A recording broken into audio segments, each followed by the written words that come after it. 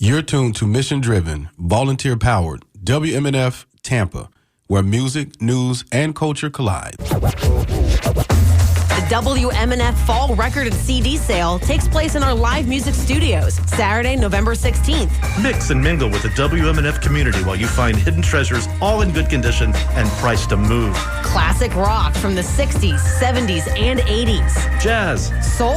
Singers. Songwriters. Everything from ABBA to Zappa at the WMNF Fall Music Sale. Learn more at WMNF.org.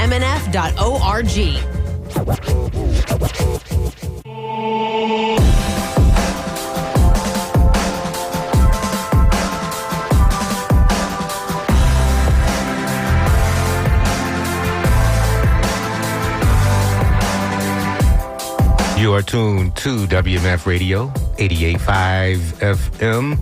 This is the public affairs program called Community Speaks.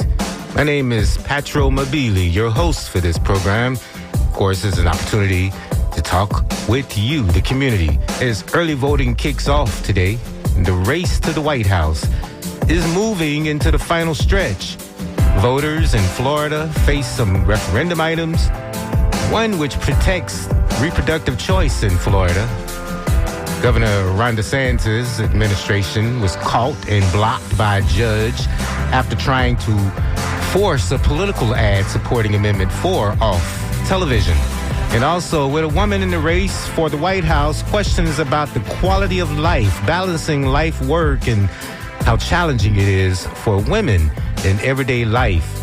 And human rights has taken a hit in Uganda when it passed the Kill the Gays law, formerly called the Anti-Homosexuality Law. Following the money, it has been determined the law has cost Uganda as much as $1.6 billion in its first year. And also, a wide-ranging investigation by the Wall Street Journal has uncovered evidence linking Russian cash to the anti-LGBTQ plus U.S. activists who helped promote Kill the Gays laws in Uganda and across Africa. And finally, taking a look at other candidates in the U.S. elections, including the platform of Dr. Cornel West running for the White House as an independent candidate. Also, comments from a candidate for Congress from South Carolina named Greg Marcel Dixon, who gave one of the most perfect responses on the question of reparations during a candidate debate last week. You are tuned to Community Speaks, and of course you can speak to us. You can write us, DJ at WMNF.org, or you can call us. Irene stands ready to take your telephone calls, put you on the air for this conversation here on Community Speaks. You can call 813-239-9663. 813-239-9663. That's the number to call if you want to join a discussion about any of these issues here on Community Speaks. As I said, early voting kicks off today. And we were told about one of the referendum items, the item to protect reproductive rights here in Florida. There was a political ad that was featured a woman that gave her testimony about how she was treated or had to be treated during her pregnancy and was not allowed to end her pregnancy because of serious illness and because of this new law in Florida. And the idea that their physicians and women themselves might face jail time or all kinds of fear that is around this law that is intended to ban abortions in the absence of Roe versus Wade, which protected women nationally and was safer. Women were not forced to go to the back alley, which may start happening again. We've already seen evidence of that, to get an abortion, because anything that is needed to protect a woman's life, sometimes these are not codified in law, and physicians and women do not know how to go forward until we put some real ideas put a real law on the books, which is what an amendment, this referendum, is intended to do. So we got about 2 more weeks until the election, and early voting starts day, and the referendum items are an opportunity for the people to have their voice, have an opportunity to have some impact on what laws actually make it to the book and is protected by the Constitution and protected from the ravages of lawmakers who want to upend the Constitution when they can't get their way. So we're going to talk about those issues and this possibility, this idea that a governor tried to censor political speech from television that he didn't like, from a television ad that he didn't like. And the judge said that's not allowed. And also I see this as a human rights issue, and human rights are taking a hit internationally as well. And we've been talking for a long time about the laws that have been passed on the continent of Africa, promulgated by the white nationalist church right here in the United States and paid for by Russia to push anti-LGBTQ propaganda, which has been a hallmark of Putin since he's been in office. We've seen evidence of this in Russia, across Eastern Europe, and in places where Russia has been trying to get influence, especially on the continent of Africa, pitting Africans against Africans in these anti-human rights laws, such as the anti-homosexuality law, which is what people are calling the Kill the Gays law, since the law, which was signed by the Ugandan president, Yoweri Museveni, in May of 2023, makes what it describes as aggravated homosexuality, including same-sex acts that transmit HIV, punishable by the death penalty, imposes a life sentence for, quote, recruitment, promotion, and funding of same-sex activities, and even bans identifying as LGBTQ plus in Uganda. It has been roundly condemned by human rights organizations, members of the U.S. House of Representatives, President Joe Biden, and even Pope Francis. But last week, Open for Business is a coalition of global companies dedicated to LGBTQ plus inclusion, released a report on the law's impact on the East African nation's economy. It is estimated that in the 12 months following the passage of that law, Uganda has made an economic loss of between $470 million and $1.6 billion, according to this report. And it's a sum that comprises between almost 3.2% of the country's gross domestic product, the output of all goods and services that a country produces. The anti-LGBTQ plus laws marks a critical juncture for Uganda, which may alter the trajectory of the country's economy for years to come, according to this report. And these are combined losses over a 5-year period, are estimated to be upwards of $8.3 billion US. And Open for Business was the group that conducted this report, identified 8 key areas in which this law has impacted Uganda's economy, including international aid, foreign direct investment, tourism, and national reputation, the public health, national productivity, policing and legal costs, human capital, and the talent flight, people leaving the country because of this. And it also has impacted trade relations.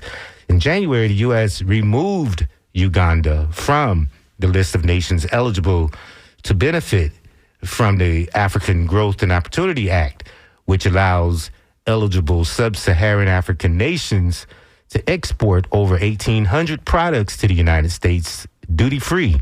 And last August, the World Bank Group suspended new loans to the East African nation, saying that the law contradicts the group's values. According to this report, the suspension of Uganda's eligibility for preferential trade under the Africa Growth and Opportunity Act could cost the country $0.5 billion in future tariff payments, and the suspension of foreign aid could result in the loss of over $1 million annually each year. As one Uganda healthcare worker detailed earlier this year, the AHA, the Anti-Homosexuality Act, is already having a devastating impact on the country's public health, making it nearly impossible for clinics that specialize in LGBTQ plus healthcare issues to function, while also discouraging people from seeking care. According to the Open for Business report, this is leading to higher rates of untreated HIV and depression, which is likely to be estimated $70 to $312 million economic burden on the country. If that continues, people don't get treatment for something they really need because of fear. And we're seeing the impact of that law having the same impact that the Anti-Abortion Act has had on women's health, and the possibility of women not seeking help when they need it, especially if there's a problem, if they're having a problematic pregnancy.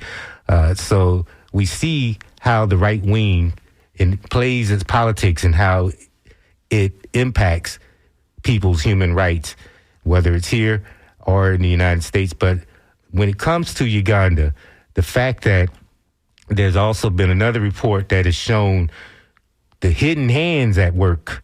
The U.S. activists allegedly accepted $300,000 from Russia to push this anti-gay law, all the anti-gay laws on Africa. As I said, this is in keeping with Russian propaganda.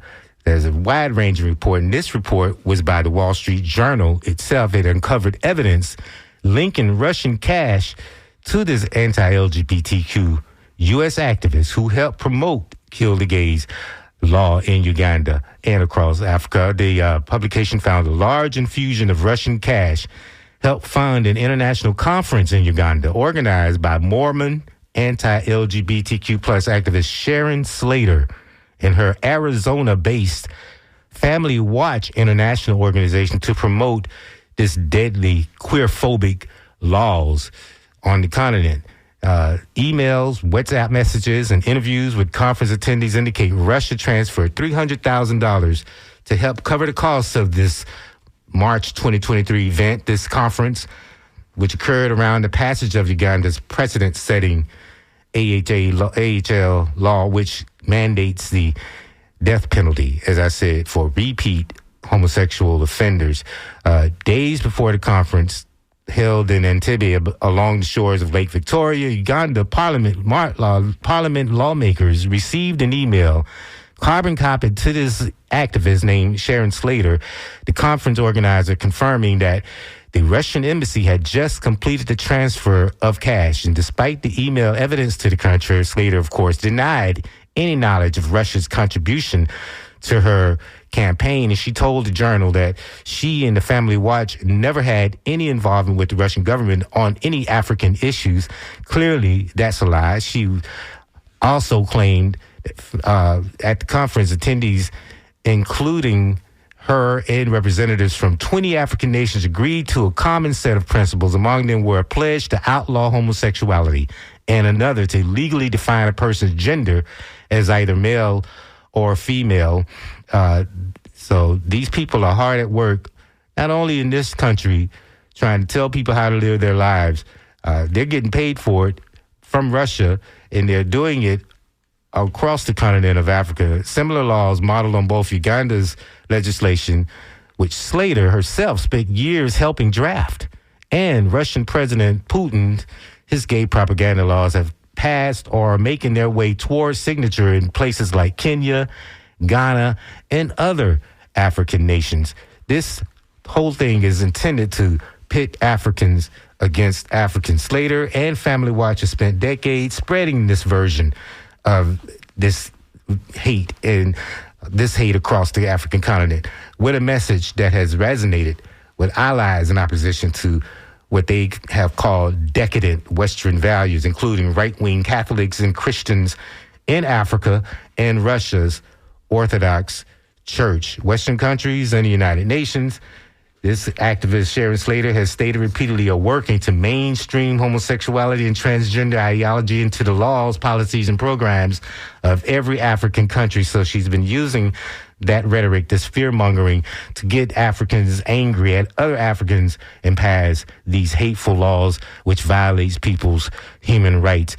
And so following Slater's Russia-funded event, she told one of Africa's, or what told Uganda's first lady in comments later broadcast on Ugandan state television, that she cannot tell you the power that I think will reverberate across Africa that will affect the whole world from this conference. So these people are about spreading this hate around the world, spreading this type of division everywhere that they can. We've known that there's been this connection to this bill from white Christian churches. And one, as I said, finally this activist has been named, Sharon Slater. But like I said, this bill keeps getting these kinds of support inside these countries and places where people want to condemn people to have their rights violated and condemn people to second-class citizenship, and basically just pitting people against people. 813-239-9663 if you want to add any comments to what we've talked about so far. But this is just another example of where we're headed if we continue to allow this drift to the right, especially giving power to these white Christian activists, nationalists, who are trying to wreak havoc not only inside the United States, but in other places. Especially, they've been working very hard on the continent of Africa, trying to pit people against one another. And of course, we know what is at the root of it, and that is what has always been at the root of it, and that is a scramble for Africa. You want to create influence on it, especially on the part of Russia. And we've seen with the use of mercenaries in places where the junta has taken over the government, overthrowing elections and taking over the governments. The military juntas have been doing that in places where Russia's mercenaries have been at work. At the end of the day, Russia wants to impose nuclear weaponry or nuclear power on these countries. That's what he's been promising. He would help them develop their nuclear industries. So just a bad deal all the way around. 813-239-9663 is the number to call. And you can also write me, dj@wmnf.org. You've already written, as we've talked about, began to talk about what the governor of Florida has done in trying to get a television ad off, a political ad off television that he didn't like. And so people are responding to that. But this email said taxpayer money for no ads on Amendments 3 or 4. And I'm not sure exactly what that means, but this was about giving people a voice and giving people an opportunity to change the Constitution for the better, if it means decriminalizing people. And both of those amendments are intended to do that, to give people that voice so that we can all have a say in a choice, not just by electing a person, but directly going to these particular issues. But Amendment 4 is about reproductive choice. It's about reproductive rights and preventing the state government from limiting those rights, women's rights, and that on that particular subject. 813-239-9663 is the number to call. But the question that the judge was faced with: is it right for a governor to censor? And only the governors can do that. Government can censor you, but it shouldn't. And here was an example of a governor not liking the message, not saying that whether or not the message was accurate. He just didn't like having that message compete with his own message of let's ban abortions in this state. And this referendum is an opportunity for people to have a voice on that. And so you need ads so that the people can know exactly what it is the amendment is saying, but one of the reasons why it's important to get your ballot early in the mail, to get at least a sample ballot so that you can read through the amendment and not be under pressure to do it live on election day. You should be able to go through and read through it and analyze it in the privacy of your own home so that you know how you feel about it and how you're going to vote on it when the time comes. So people need to be able to have access to as much information as possible. Censoring it on the part of a governor or his administration is exactly the wrong thing to do. But 813-239-9663 is the number to call. You are tuned right now to Community Speaks. I'm your host, Patrol Babili, raising a few issues, especially around the issue of human rights. And I see some of you are beginning to call. We're going to deal with some more issues as we go forward. The theme is human rights. 813-239-9663. Let's go to the phones and see what Matthew has to say to get things going here on Community Speaks. Go ahead, Matthew from Tampa. You say what? Well, this is the typical stuff they've been doing since hundreds of years. They have to find some kind of wedge issue that matters to maybe 1% of the population and beat it to death so they can show that we're fighting for you. Instead of actually fixing the real problems like expensive insurance, substandard schools, substandard health care, out-of-control military. Those are the real problems these guys should be harping about all the time. But no, they pick on some minority and they marginalize them and use them as the boogeyman to get everyone's blood up. So they'll show up and contribute and vote. All these tribalistic issues, and it's old as time. There's always a need to respond to it, no matter what the purpose of them doing it. And so here was the amendment was an attempt to give people a voice, especially on reproductive rights. Oh, yeah. I mean, they know that these guys, if little Cindy comes home pregnant from high school, they're going to have an abortion. They know that. They don't even believe these issues that they're harping about, but they know if they harken back to an earlier day when life was perfect, and they can demonize these people. And if you can get people afraid, you can control them. I just love to know when those perfect days were.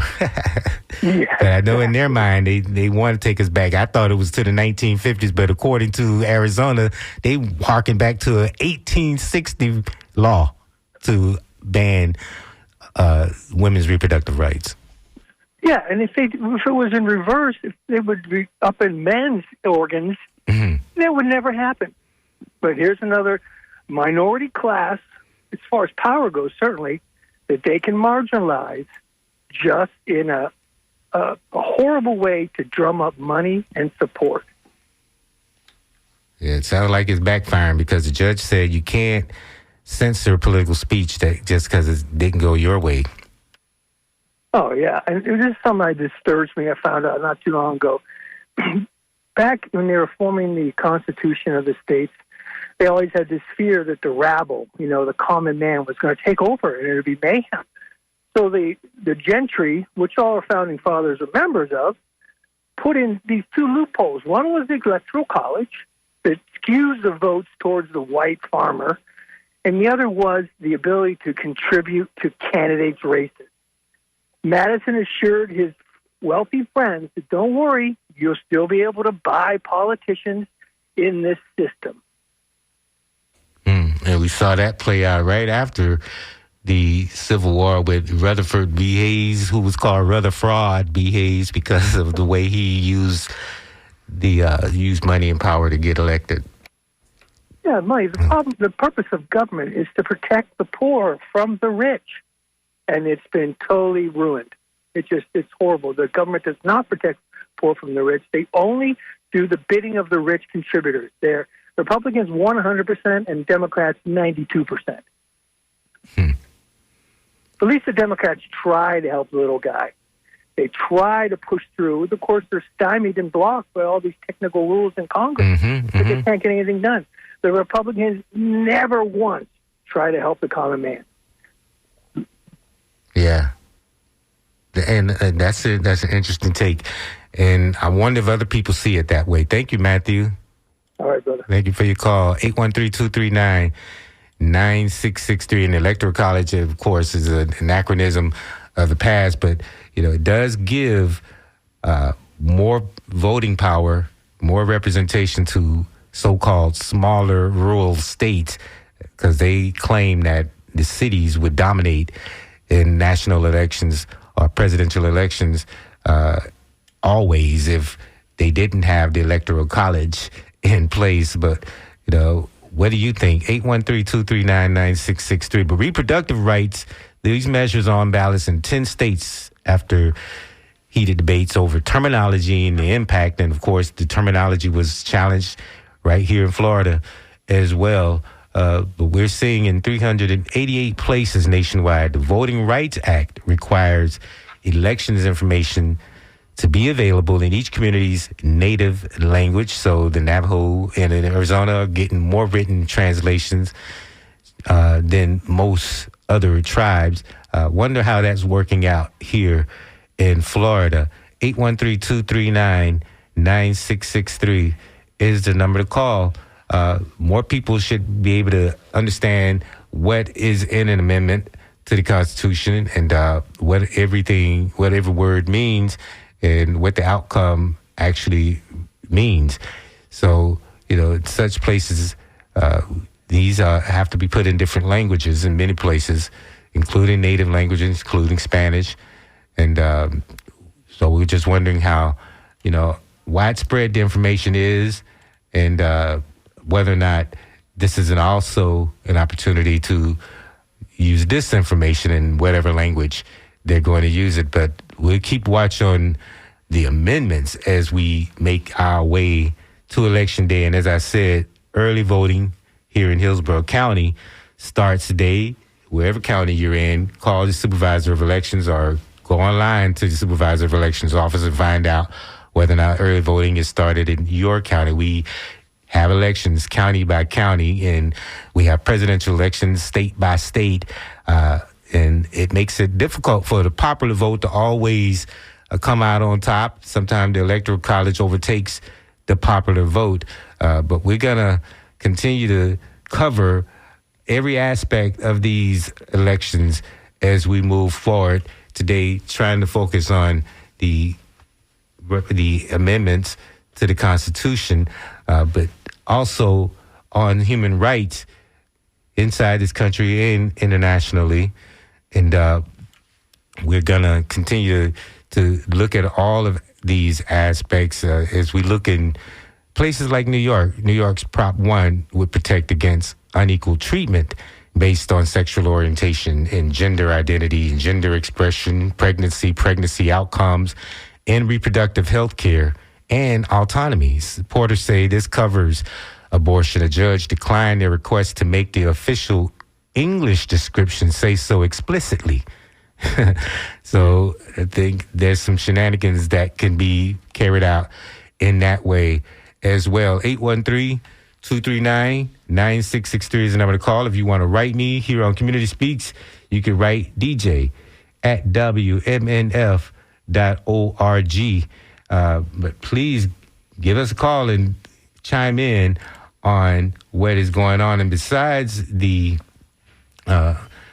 Russian-funded stories that have come out with some of the bad actors on outside of the United States, the white Christian nationalists who are supporting anti-gay laws on the continent of Africa, Russian cash coming to bear, paying them for the work that they're doing, holding conferences on the continent to get these laws passed to pit Africans against other Africans, including handing down the death penalty for these types of behaviors.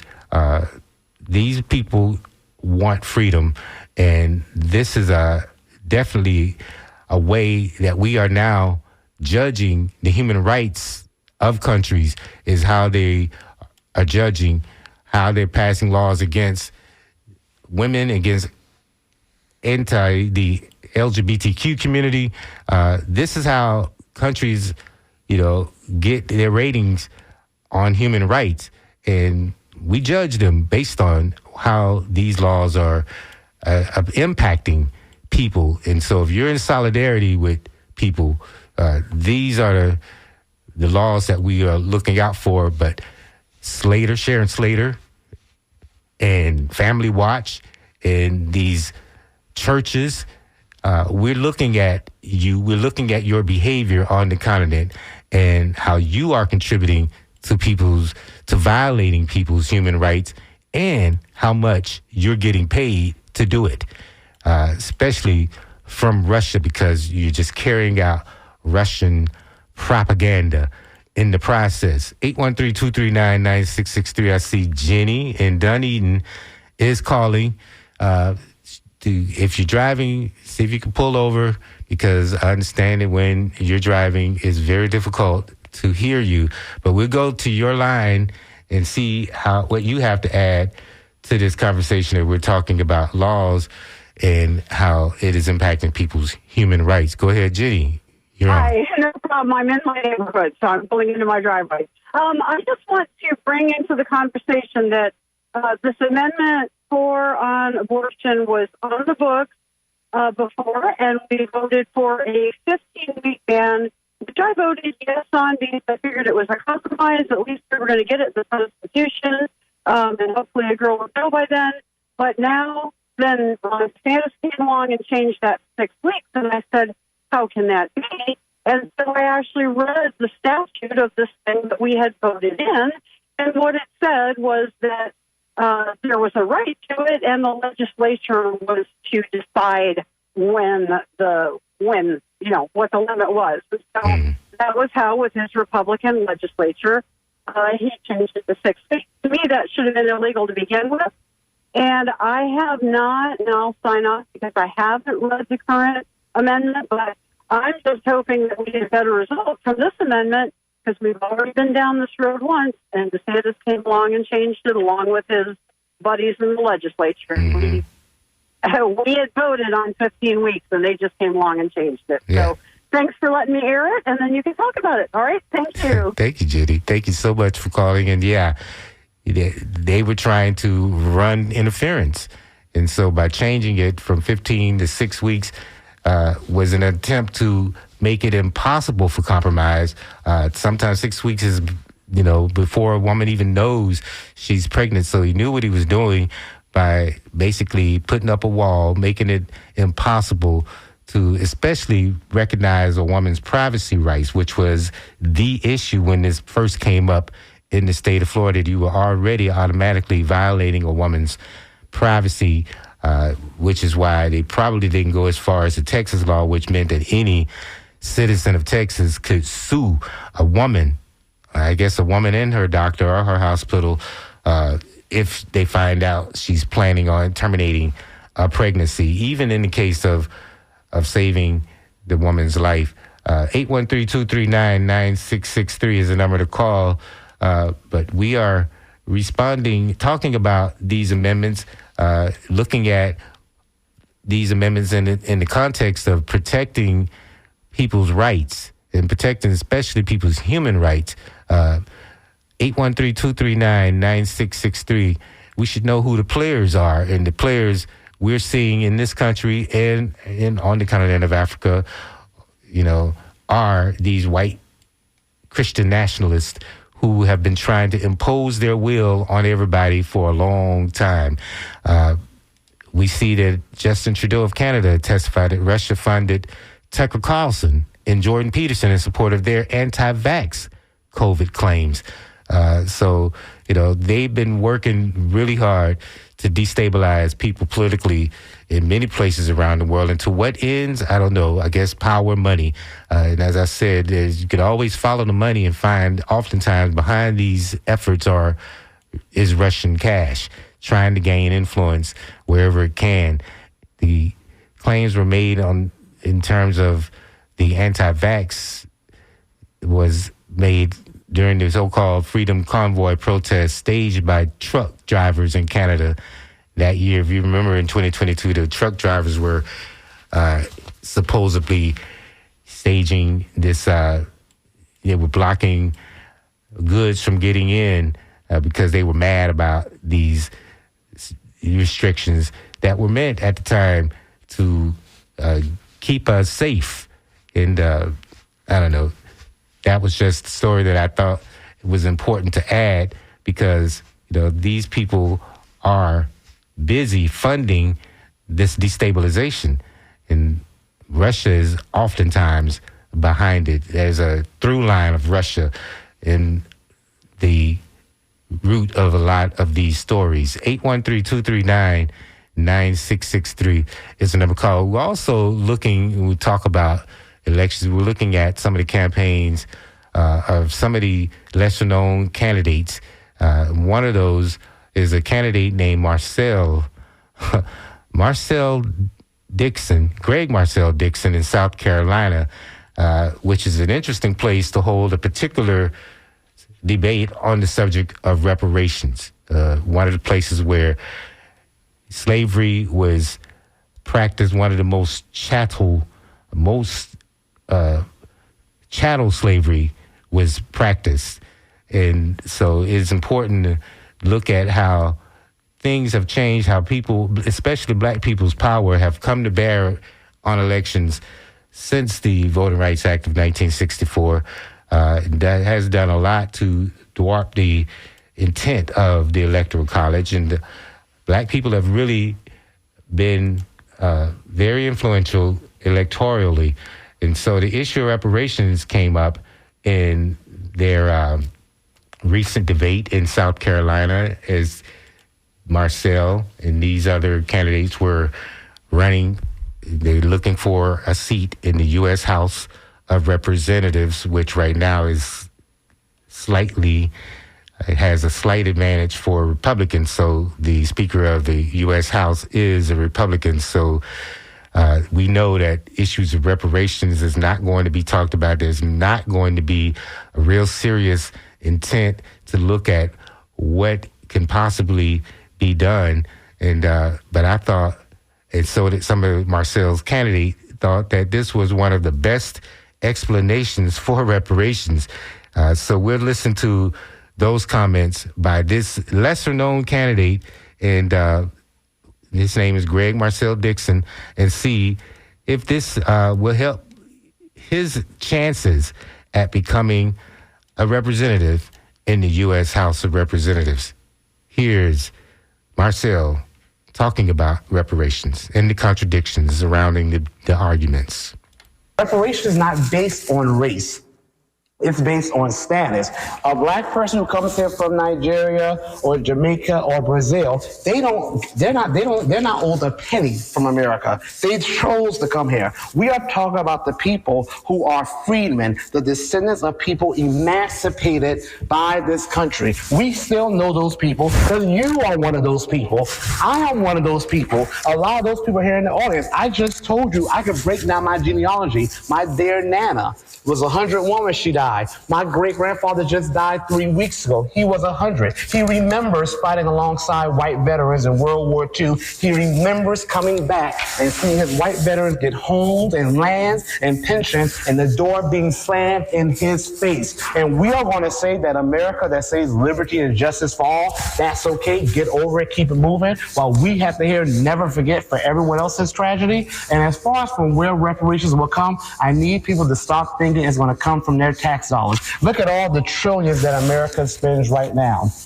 We talk about inflation, the invisible tax. We have something called the PPP loans. Do we remember the PPP loans? America spent $6 trillion on PPP loans. You know what they just did? They canceled all of it. And we didn't even know. America gave the corporations, the banks alone, $29 trillion. You know what they did with that? They canceled all of it. So let's stop acting as if America is as hamstrung by debt as they want to pretend. Because when America wants to pay for something, they find a way to do it. And truth be told, the corporations, again, aren't hurting. The defense manufacturers aren't hurting. It's only Americans who are hurting. And that is a choice. We all know it's a choice. That's why we're running for office, because we know this country can do better. So I refuse to accept that this country can't do right by a people they've wronged for centuries, and I refuse to accept that any justice-minded person thinks that's the right thing to do. But I'll say that that's the best explanation that I've heard of that, so thank you for that. And that voted that was the best explanation came from one of his, looks like one of the other candidates. So 813-239-9663. That was just an aside by one candidate in South Carolina for the House of Representatives, talking about reparations, pointing out some of the contradictions and misinformation that is been used to fearmonger on this issue of doing the right thing in this country once and for all. At least there should be some study about that here in this country. It's part of reconciliation. 813-239-9663 is the number to call. 813-239-9663. We're looking at voting, and that's the human rights issues around a lot of the amendments that are going to be on the ballot for you to weigh in on. And so that is the number to call. There are a lot of issues that you want to talk about here on Community Speaks. Give me a call. We got just a few more minutes before I have to get on out and make room for us to get back to the music, as we going to be treated next hour with Blaney Whalen in that marvelous musical program. It's the Music Monday, and I just be jamming all afternoon as I wind down. But right now, you're tuned to Community Speaks here on WMNF Radio. And of course, before we get back to the music, we got to get news update from the scoop. But right now, this is the scoop before the scoop. And looking at some of the other candidates, and one of the other candidates is Cornel West. We've heard for many years about Cornel West, and we know that he is running for president in this election season. And he's a professor, has a very spiritual outlook oftentimes in his analysis. He is an American philosopher, theologian, political activist, politician, social critic, and public intellectual. Is the grandson of a Baptist minister. And his primary philosophy focuses on the roles of race and gender and class struggle in American society. And kind of was looking at Cornel West's platform as he says policy pillars are for a movement rooted in truth, justice, and love. And that's Cornel West. He's always talked about those issues. LGBTQIA plus justice is also included in that, of course, with all the other justice issues. Black maternal justice, he says, elder justice, environmental justice. So we should have an opportunity to delve deeper as we get closer to Election Day as to what some of the other candidates are saying and how that meshes with your philosophies. But we got to get back to the telephone lines right here on Community Speaks as someone who we don't know, but he's calling from St. Pete. Go ahead, caller. You say what? Hi, thanks for the show and your concern for human rights around the world. Yes. I haven't heard you mention Palestine, Lebanon, Syria, Yemen, Iraq, Iran, the human rights violations that U.S. and Israel imperial forces continue to enact upon the people of Palestine and the people of that area of Asia, which people refer to as the Middle East. I would like to point out, that the ICJ has called what Israel is doing a probable genocide, and has repeatedly stated, as the UN secretary has repeatedly stated, that it appears that Israel is violating human rights and international law. They're bombing refugee camps. They're bombing schools. They're currently enacting a starvation campaign across Gaza, as well as, specifically within the North Gaza. It's appalling to me that WMNF is so silent on this. And I would also, like to point out that as Israel is bombing what they consider Hezbollah's financial backers. They're bombing banks in Lebanon that people use, citizens. This is illegal under international law, as well as I would like to point out that Citibank here, under the CEO, Jane Fraser, they are, funding Lockheed Martin, Raytheon, and all the major military weapons manufacturers sending arms to Israel. Also, they have the largest financial and institutional presence in Israel. They help to create the infrastructure that makes apartheid possible in Palestine. They also have the two largest banks in Israel. Subsidies of Citibank and Citigroup are the two largest banks in Israel. I'm demanding anybody that has ties with Citibank to call Jane Fraser, the CEO, to demand that they cut ties with Israel completely due to the fact of them enacting what the ICJ has called a probable genocide. It makes them complicit in war crimes and genocide. All people who are USF, please call for USF to cut ties with the Tel Aviv University, as well as the Florida Israel Business Accelerator. Also, WMNF listeners, I'm not sure if WMNF still receives money from Florida Israel Business Accelerator, but it's important for us to look into.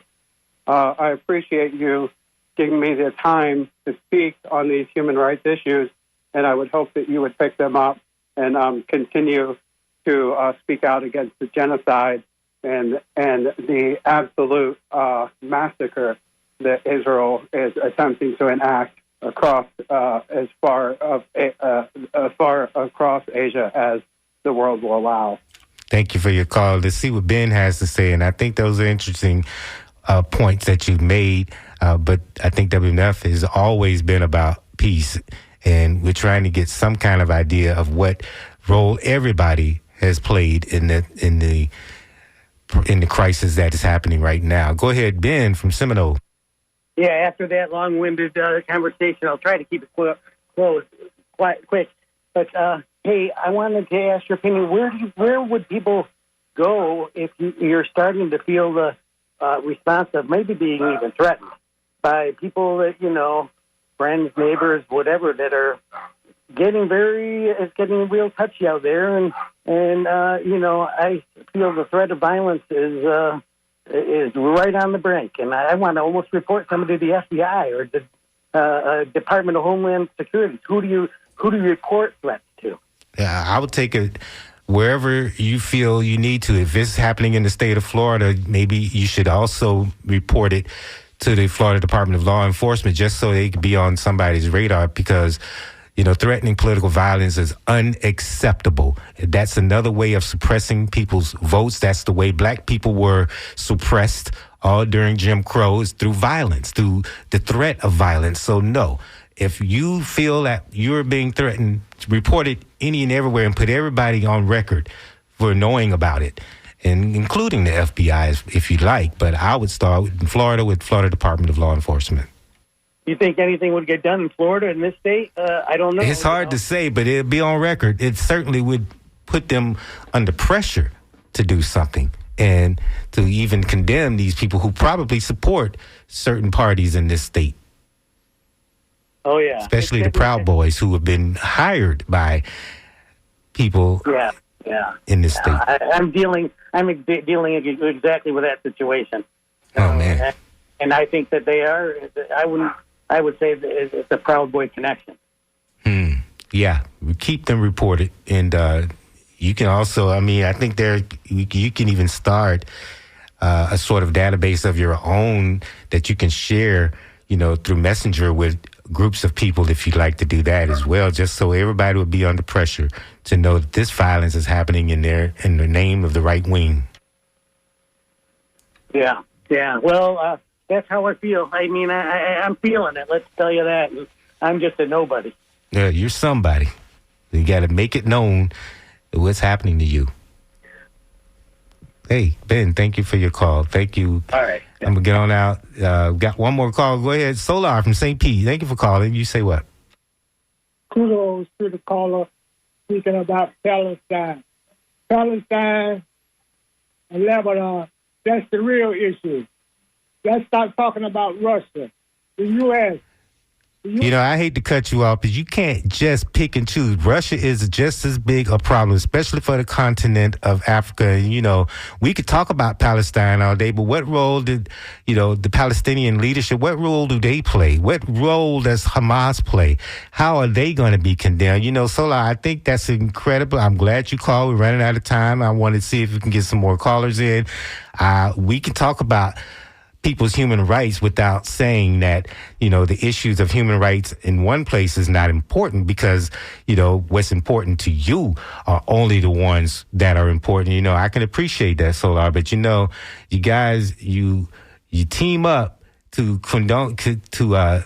congratulate one another, but you're doing so in a way that diminishes the role of really bad actors, including Russia, who's putting money. I'm not going to just forget Russia and stop talking about Russia because you don't want to talk about it. I think Russia has played a problematic role in politics here, including right there in St. Petersburg. So, you know, propaganda is not a good thing, and it has led to a lot of violence on the globe and a lot of people's human rights being violated. And what I've been pointing out is that there are a lot of correlation. There's a lot of correlation between these bad actors and the hidden hand. Usually the hidden hand full of money comes right out of Russia. So no, Solar, I'm not going to just stop talking about Russia.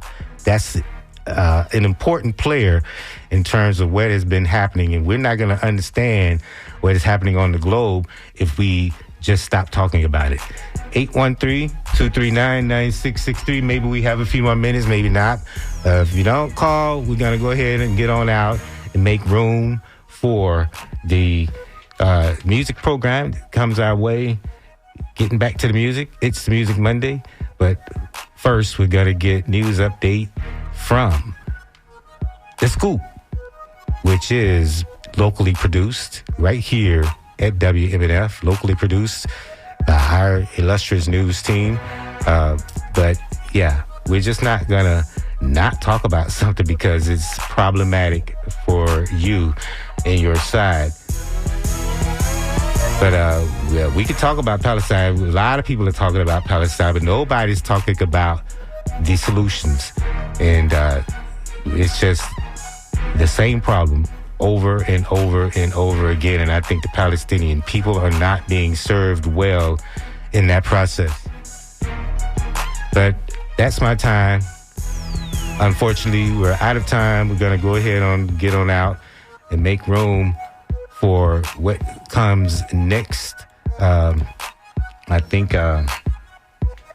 that's going to be the best solution right now. But there was a lot of issues raised. And like I said, I was trying to follow the money and also give some attention to the amendment processes and also some attention to some of the lesser candidates and how their platforms might play in the elections and how it is informing you and me and how we're going to go forward on this globe around all of these issues. So this has been Community Speaks, and you can continue to write me. You can write DJ at WNF.org. I'll get the message. But thank you for calling and writing in today as we try to bring some of these issues to light. And stay tuned as we get back to the music. But first, get some news update from The Scoop. Thank you for joining me here on WMNF Tampa.